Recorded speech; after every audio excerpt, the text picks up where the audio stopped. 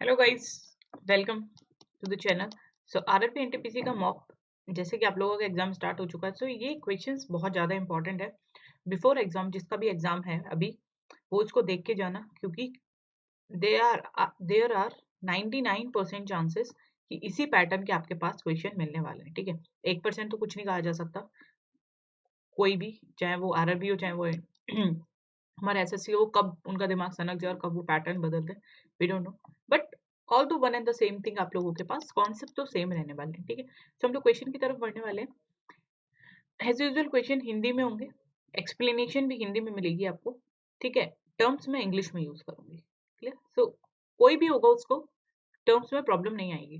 चलिए बढ़ते हैं। फर्स्ट क्वेश्चन है हमारे पास, 2 दर्जन किताबों और 16 नोटबुक का छात्रों में इस प्रकार वितरित किया जाना है कि वितरण के बाद एक भी ना बचे।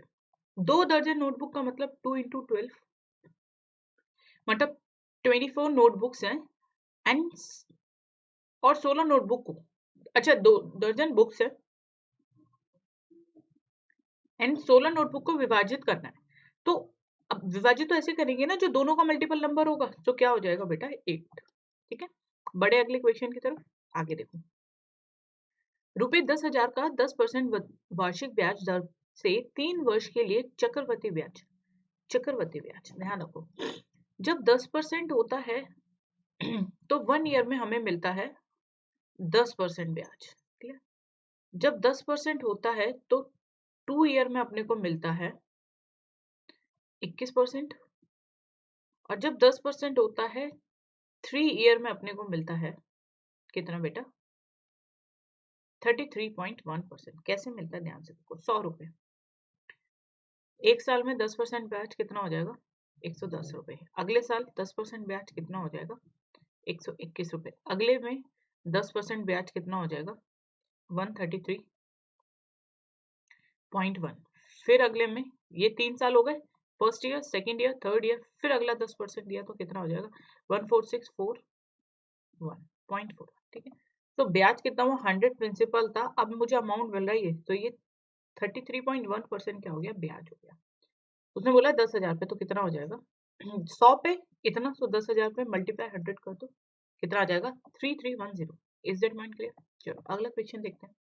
एक वस्तु 12.5% लाभ पर इतने रुपए में बेची गई। 12.5% का मतलब होता है फ्रैक्शन 1/8, मतलब 8 की चीज कितने में बेची? 9 में। सो 9 की वैल्यू दे रखी है 2250। मुझे लाभ की राशि पूछी गई है, कोई दिक्कत नहीं, मतलब ये 1 की वैल्यू पूछी गई है, इन दोनों का डिफरेंस ही तो लाभ है। सो वैल्यू कितनी आ जाएगी? 250। क्लियर? कितनी आ जाएगी? 250। Is that point clear? चलो अगला क्वेश्चन देखते हैं। निम्नलिखित जानकारी पर विचार करें और इस पर आधारित प्रश्नों के उत्तर दें। 100 विद्यार्थियों की किसी कक्षा में 20 विद्यार्थी केवल स्पेनिश बोलते हैं, 30 विद्यार्थी केवल फ्रेंच बोलते हैं, 15 विद्यार्थी केवल जर्मनी बोलते हैं। ठीक है, 10 विद्यार्थी स्पेनिश तथा फ्रेंच बोलते हैं। आगे देखते हैं कैसे करते हैं हम लोग। यहाँ पे एक वेन डायग्राम बना लेते हैं। 3 का चाहिए हमें। टोटल मेरे पास 100 विद्यार्थी है। ठीक है, 20 विद्यार्थी केवल स्पेनिश बोलते हैं, तो यहाँ पे हम स्पेनिश का लिख लेते हैं। यहाँ पे हम लोग लिख लेते हैं जर्मन। यहाँ पे फ्रेंच लिख लेते हैं हम लोग। यहाँ पे लिख लेते हैं हम लोग जर्मन। आगे देखो क्या बोला गया है क्वेश्चन में। मुझे बताया गया है कि 20 विद्यार्थी केवल स्पेनिश बोलते हैं। केवल का मतलब ये वाला पार्ट, स्पेनिश बोलते हैं। सो कितने आ गए? ये हमारे आ गए 20। 30 विद्यार्थी केवल फ्रेंच बोलते हैं, मतलब ये वाला पार्ट, ये केवल आ जाता है। कितना आ जाएगा बेटा? 10 नहीं 30, 30। 15 विद्यार्थी केवल जर्मनी बोलते हैं,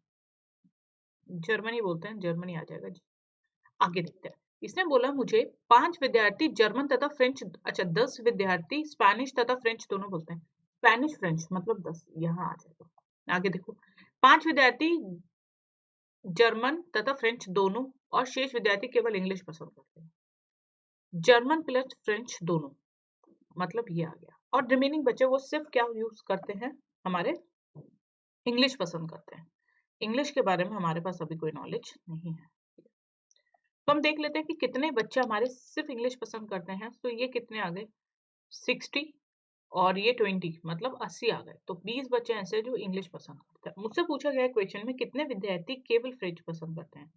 सो केवल फ्रेंच में क्या आ जाएगा बेटा, केवल फ्रेंच, कितने विद्यार्थी फ्रेंच पसंद करते हैं, उसने केवल नहीं बोला, फ्रेंच पसंद करते हैं।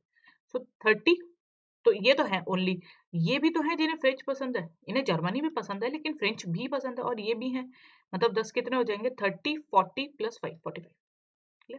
ये वो हैं जो जर्मनी प्लस फ्रेंच पसंद करते हैं, ये वो हैं जो स्पेनिश प्लस फ्रेंच पसंद करते हैं, ठीक है, मतलब इनका दोनों का इंटरसेक्शन पॉइंट है। अगले क्वेश्चन की तरफ बढ़े। अगला क्वेश्चन सेम है हमारे पास, बस अब क्वेश्चन में थोड़ा चेंज हो गया, यहाँ पे क्वेश्चन बदल गया। क्या है, स्पेनिश पसंद करने वाले और जर्मन पसंद करने वाले विद्यार्थियों का अनुपात बताओ। तो स्पेनिश कितना पसंद करते हैं, स्पेनिश पसंद करते हैं 30, और जर्मन कितना पसंद करते हैं 20, तो रेशो कितना आ जाएगा 3:2। आंसर कितना आ जाएगा 3:2। अगला क्वेश्चन भी उसी पे है हमारा। ये बेसिकली क्या होता है, एक आपको डेटा दे दिया जाता है, उससे उस पे 2 से 3 क्वेश्चन पूछ लिए जाते हैं आप लोगों से, ठीक है। 1 मिनट, शायद आप लोगों को माइक की वॉइस ना आ रही हो क्योंकि माइक मुझसे काफी दूर था, अब आप लोगों को आवाज में क्लैरिटी आ जाएगी, ठीक है, देख लेते हैं। अब इसमें बताया कितने विद्यार्थी केवल एक भाषा पसंद करते हैं, केवल एक भाषा बताओ मुझे। ये 20 हो गए, ये 30 हो गए, ये 15 हो गए, कितने हो गए 50 65 प्लस 20 सब 85। तो देख लेते हैं 85 ऑप्शन में है, बिल्कुल है। क्या ये बात आप लोगों को समझ आ रही है, ठीक है, बढ़े अगले क्वेश्चन की तरफ। अगला क्वेश्चन आ जाओ, ये क्वेश्चन तो रिपीट हो गया, ठीक है, इसको हटा देते हैं अपन। अब उसने बोला निम्नलिखित दशमलव में से सबसे छोटा ज्ञात करें। सबसे छोटा पूछा गया है, छोटा अगर मैं इसको लिखूं तो ये क्या है 0.1 into 0.1 into 0.1, this is nothing but 0.001। 3 बिंदु 3 डिजिट के बाद, अब ये क्या हो जाएगा 0.03 डिवाइडेड बाय 3, ऐसा ही है। अगर मैं इसको डिवाइड करूंगी तो मैंने क्या करा, 0 से ये कर दी, ये कितना आ जाएगा 100। सो 1/100 इज नथिंग बट 0.01।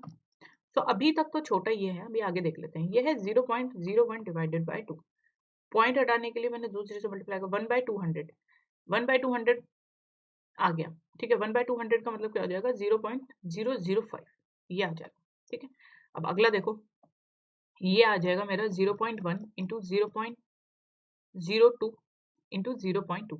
सबसे पहले कॉमन मल्टीप्लाई करो, मतलब कितना आ जाएगा 4। अब देखो पॉइंट कितने उसके बाद आएगा 1 2 3 4, मतलब 1 2 3 4।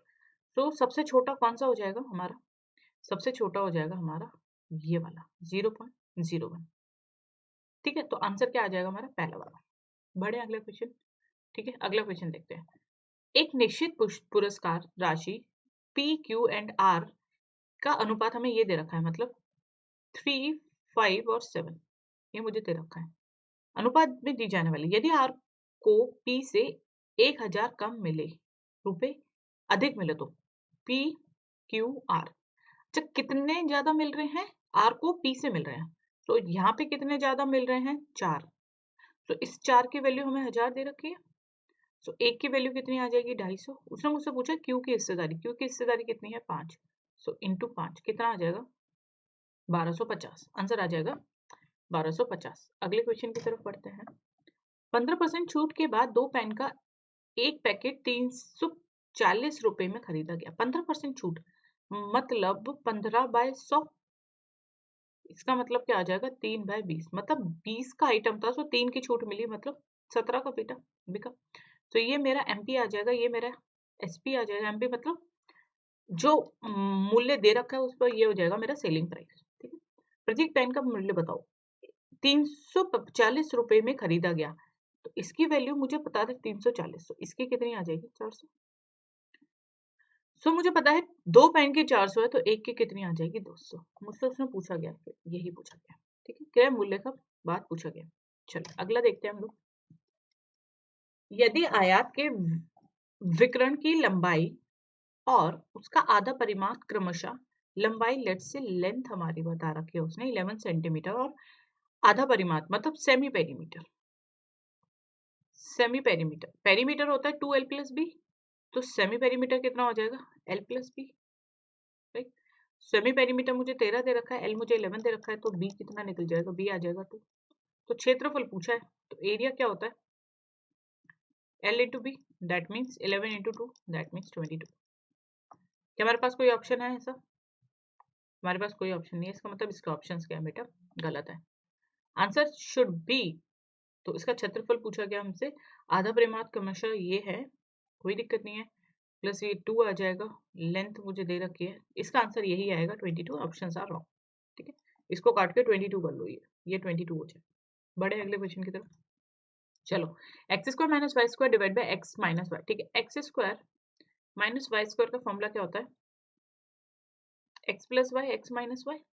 ठीक है, सो अपने को पता है डिवाइड करना है, that means X plus Y, X minus Y upon में एक्स माइनस वाई। ये कट जाएगा तो कितना आ जाएगा? एक्स प्लस वाई, आंसर आ जाएगा एक्स प्लस वाई। अगले क्वेश्चन की तरफ बढ़ते हैं। एक वस्तु का विक्रय मूल्य इतना रुपए है और इसका क्रय मूल्य इतना रुपए है। ठीक है, तो लाभ प्रतिशत ज्ञात करें। क्लियर? विक्रय मूल्य दे रखा है हमें इतना, ठीक है, क्रय मूल्य दे रखा है हमें इतना। सो 1350 की चीज हमें 1448 में बेची गई। सो कितना परसेंट का लाभ हुआ देख लेते हैं हम लोग। माइनस कर लो इसमें, पहले सबसे पहले कितना आ जाएगा? 801, तो 108 का हुआ कितने पे? 1350 पे इंटू 100, यही होगा। से 0 से 0 गया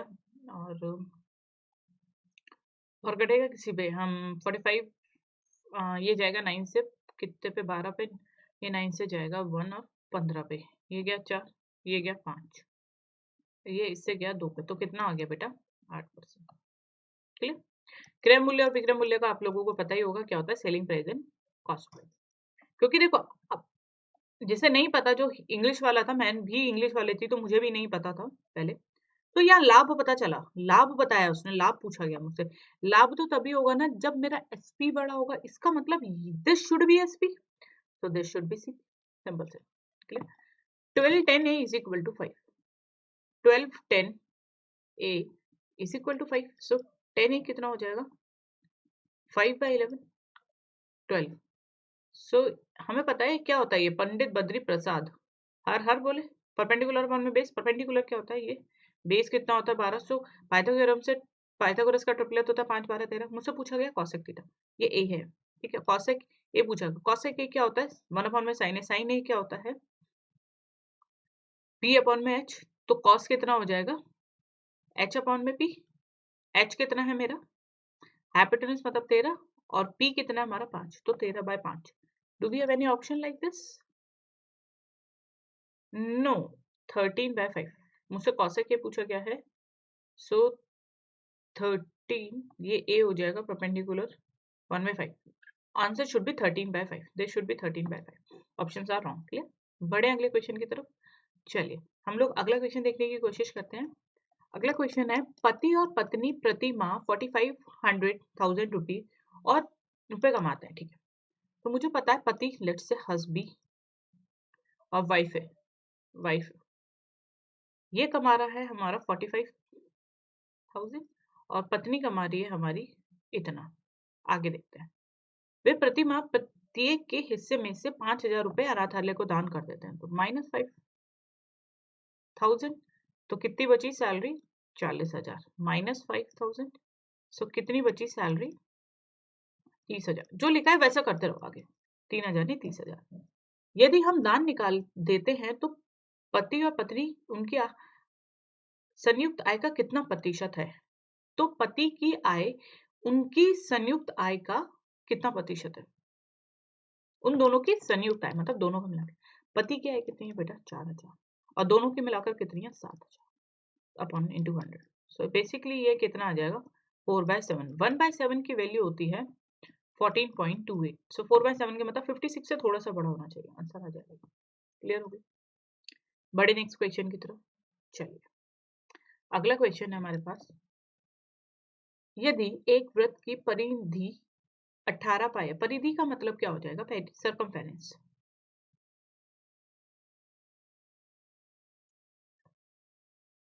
टू पाई आर होता है, मुझे दे रखा 18 पाई। इससे मुझे पता चल गया आर कितना आ जाएगा? 9 सेंटीमीटर। तो वृत्त का क्षेत्रफल कितना होगा? एरिया कितना होता है? पाई आर स्क्वायर, दैट मीन्स 81 पाई। हमारे पास दे रखा है ऑप्शन, बिल्कुल दे रखा। बढ़े अगले क्वेश्चन की तरफ। देखो, अपने घर से शुरुआत करके एक औरत पश्चिम की ओर 10 किलोमीटर चलती है, ठीक है, वह बाय मुड़ती है। ये क्वेश्चन रीजनिंग का है, तो ये आप लोग रीजनिंग की सीरीज में करिएगा, हम लोग इसको नहीं कर रहे हैं। चलिए अगला देखते हैं। 5, मैं इसको वापस से लिख देती हूँ। 5 cos square 0 degree minus 4 sine square 30 degree plus 6 cosec square 45 degree. ये मुझे वैल्यू पता करनी है इसकी। अच्छा, देखो, ये होती है हमारी साइनोसॉइडल वेव, ये होती है हमारी कोसाइन वेव। सो कॉस 0 पे क्या वैल्यू होती है 1, सो 5 1 का स्क्वायर मतलब 1 माइनस 4 साइन स्क्वायर 30 की वैल्यू कितनी होती है 1/2, स्क्वायर करना है सो 1/4 plus 6 cos square cosec square 45, cosec square 45 मतलब √2 का स्क्वायर कितना हो जाएगा 2, ठीक है। तो ये कितना आ जाएगा 5 माइनस ये 4 से 4 कट गया 1 प्लस 12 तो ये कितना हो जाएगा 17 माइनस 1 दैट मीन 16। आंसर कितना आ जाएगा 16। अगर इसमें आपको वैल्यू आती तो क्वेश्चन बहुत इजी। अगला देखते हैं। एक मोटरसाइकिल m की गति से दूसरी मोटरसाइकिल l से दोगुनी है, ठीक है। यदि m 100 किलोमीटर की दूरी 1 घंटे तथा 15 मिनट में तय करता है, मतलब 75 मिनट में वो कितनी दूरी तय कर रहा है 100 किलोमीटर, तो 60 में कितनी करेगा? तब 60 के हिसाब से तो प्रति घंटा तो हम वैसे निकालते हैं ना, तो कितनी करेगा 60 इंटू 60 अपॉन 75 मतलब 5 4 20। तो मुझे पता चल गई 80 किलोमीटर पर आवर उसकी स्पीड है। किसकी है ये मुझे बता रखी है m की स्पीड। उसने मुझे बताया एक मोटरसाइकिल m की गति दूसरी मोटरसाइकिल l से दोगुनी है, तो l की कितनी हो जाएगी ऑब्वियसली 40 किलोमीटर पर आवर। सो l की गति पूछी गई है मुझसे। बड़े अगले क्वेश्चन 69 96 एंड 136 का LCF पता लगा है, बहुत बढ़िया। अच्छा, 69 को हम क्या लिख सकते हैं, ध्यान से देखो। 69 को हम क्या लिख सकते हैं 3 इंटू 23 ये लिख सकते हैं। अच्छा, 96 को क्या लिख सकते हैं हम 3 इंटू 32 और 138 को क्या लिख सकते हैं हम 3 इंटू 46 और इसको क्या लिख सकते हैं 3 इंटू 2 इंटू 23। तो HCF क्या होता है हाईएस्ट कॉमन फैक्टर, तो कॉमन फैक्टर तो सिर्फ 3 है ना, और तो कोई हमारा कॉमन फैक्टर नहीं है। अगर 23 में देखो तो इसमें 23 इसमें नहीं है, सो 23 भी नहीं हो सकता, 32 इनमें नहीं है तो नहीं हो सकता। तो क्या हो जाएगा बेटा, सिर्फ ऑप्शन क्या हो जाएगा 3, क्योंकि 2 तो ये तो हमारा प्राइम नंबर मतलब ये तो हमारा क्या है ऑड नंबर है, ये हमारा प्राइम वो है इवन नंबर है, तो उसमें तो 2 आएगा नहीं, तो 6 तो हो नहीं सकता, 9 तो कहीं भी नहीं आ रहा है। ठीक है, बढ़िया। अगले क्वेश्चन की तरफ बढ़ते हैं। एक नर्सिंग होम में 27 नर्सों में से एक ने इस्तीफा दे दिया, ठीक है। 27 नर्स थी, एक ने इस्तीफा दे दिया, अब बची 26। आगे देखते हैं। यदि रोगी के अनुपात के में स्टाफ नर्स 1:6 हो तो कितने अधिकतम मरीजों को भर्ती कराया जा सकता है? एक नर्सिंग में से 27 नर्सों में से एक ने इस्तीफा दे दिया, यदि रोगियों के अनुपात में स्टाफ नर्स 1:6 हो, ठीक है। सो 1:6 है, ये मेरी स्टाफ हो गया और ये हमारे रोगी हो गए, मतलब पेशेंट्स हो। इसकी वैल्यू हमें 26 दे रखी है, तो इसकी वैल्यू कितनी आ जाएगी 26 इंटू 6, सो 6 156। आंसर कितना आ जाएगा 156 मरीज हम लोग भर्ती करा सकते हैं और उनको ये नर्सें संभाल लेंगी। मतलब 6 मरीजों पे एक नर्स चाहिए हमें, तो 26 नर्सें हैं तो मरीज कितने होने चाहिए 156। देखो ये हमें वैल्यू दे रखी निकालनी है, एक इक्वेशन और एक वेरिएबल, ठीक है। मल्टीप्लाई कर देते, पहले तो काट लेते हैं इसको, ये जाएगा इससे 2 पे मल्टीप्लाई कर देते हैं, तो 6x - 4 is equal to 3x + 8। सो ये कितना आ जाएगा 3x is equal to 12, x की वैल्यू आ जाएगी 4। चलिए अगले क्वेश्चन की तरफ बढ़ते हैं। Z ने 4 वर्ष बाद 10% वार्षिक साधारण ब्याज सहित इतने रुपए चुकाए। क्लियर, यहाँ आ रही है बेटा साधारण ब्याज की बात, तो एक वर्ष में अगर 10% है तो 4 वर्ष में कितने हो जाएंगे 40% हो जाएगा। तो मतलब 100 का अगर उसने राशि लिया तो 140 निपटाए हैं, मतलब कितना हो गया 5:7 आ गया उसने चुकाए इतने, मतलब इस 7 की वैल्यू मुझे दे रखी है 10920, तो एक की वैल्यू कितनी हो जाएगी 139, मतलब गया हमारा 5 और 42 मतलब गया 56, तो उसने कितने रुपए उधार लिए? 5 रुपए उधार लिए, तो कितना हो जाएगा? 7800। उसने उधार कितना लिया? 7800। ठीक है, बढ़े अगले क्वेश्चन की तरफ। A square plus b square और ए माइनस बी हमें देखा है। So a square plus b square minus 2ab का फॉर्मूला क्या होता है? अब बोलोगे ए माइनस बी का होल स्क्वायर। ठीक है, a square plus b square 80 है, माइनस 2ab अपने को नहीं पता है, ए माइनस बी का होल स्क्वायर मतलब 16 आ गया, इधर माइनस कर लेता है तो ये कितना आ जाएगा? 76 मतलब 66 is equal to 2ab। So ab कितना आ जाएगा हमारे पास? 64 आएगा ना, 64। सो ab कितना आ जाएगा? 32। ए भी आ जाएगा अपना 32। सिंपल सा फॉर्मूला लगाना था, क्वेश्चन निकल जाएगा।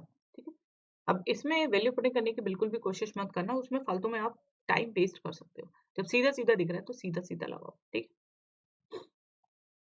एम एक काम को 5 दिनों में कर सकता है। सो एम एक काम को 5 दिनों में कर सकता है, आर उसी काम को 20 दिनों में कर सकता है, कोई दिक्कत नहीं है। दोनों मिलकर कितने में करेंगे? मैंने काम ही मान लिया 20 है, तो इसकी एफिशिएंसी 4, इसकी एफिशिएंसी 5, तो कितने दिन में करेंगे? 20 अपॉन में 5, दोनों मिलाकर ना। सो कितने दिन में? 4 डेज में ये दोनों मिलाकर उस काम को कंप्लीट कर देंगे। चलो अगला क्वेश्चन देखते हैं। 5 में से 4 क्रिकेट खिलाड़ी क्रमशः 13 दिवसीय प्रक्रिया खेल चुके हैं। अगर डेटा सेट का माध्य मतलब मीन 9 हो तो उस 5वें खिलाड़ी द्वारा खेली गई प्रक्रियाओं की संख्या कितनी है? ठीक है, 5 में से 4 इतने खेल चुके हैं।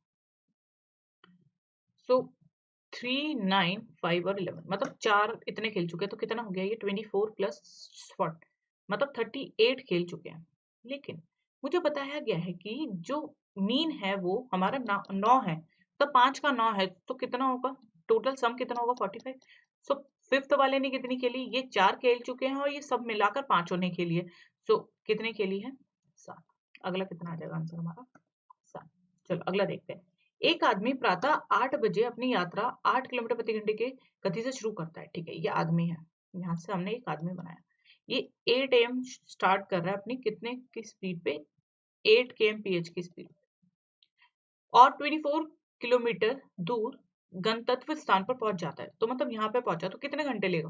3 आवर्स लेगा। पॉइंट ऑब्वियस है। कैसे भाई? ये 24 किलोमीटर दे रखा है, ठीक है, 24 किलोमीटर दे रखा है और 8 स्पीड है, तो टाइम कितना होता है? टाइम क्या होता है? डिस्टेंस अपॉन में स्पीड। डिस्टेंस है 24, स्पीड है 8, तो मतलब 3 और लगेंगे। सो 8 AM से 3 घंटे मतलब 11 AM। आंसर कितना हो जाएगा? 11 AM। बड़े अगले क्वेश्चन की तरफ। विज्ञान और कला के छात्रों का अनुपात 5:3। ठीक है, विज्ञान मतलब साइंस और आर्ट 5:3। यदि उनकी कुल संख्या इतनी है तो मतलब 8x की वैल्यू दे रखी है 15, 28। x की वैल्यू कितनी आ जाएगी? 172 मतलब 9, 191। उसने पूछा है कला के छात्र, कला के कितने हैं? मतलब 3, कितना आ जाएगा? 3, 7 और 172, 9 और 1, 3, 7 और 2, 573 आंसर आ रहा है इसका। हमारे पास ऑप्शन है, एक बार दोबारा से चेक कर लेते हैं।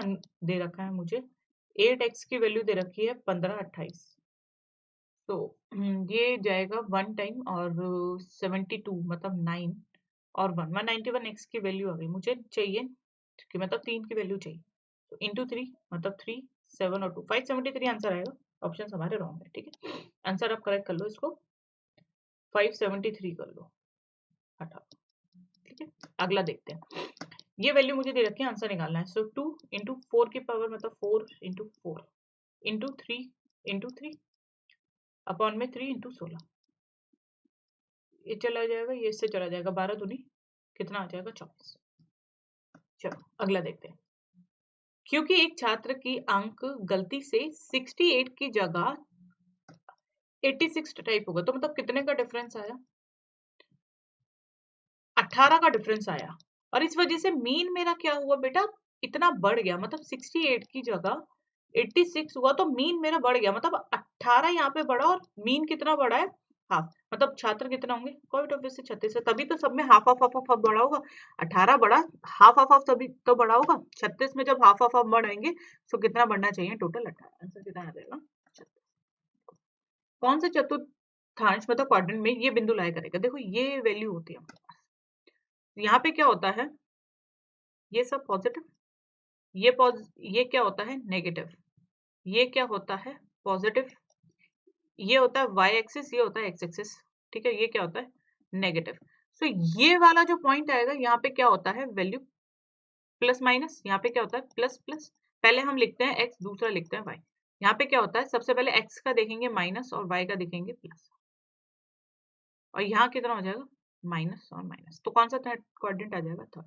अब यही मैं अगर इसको प्लस कर दूं, अगर मैंने इसको प्लस कर दिया तो आप देखते ही बोल दोगे कि मैम अब तो ये आ जाएगा फोर्थ क्वाड्रेंट।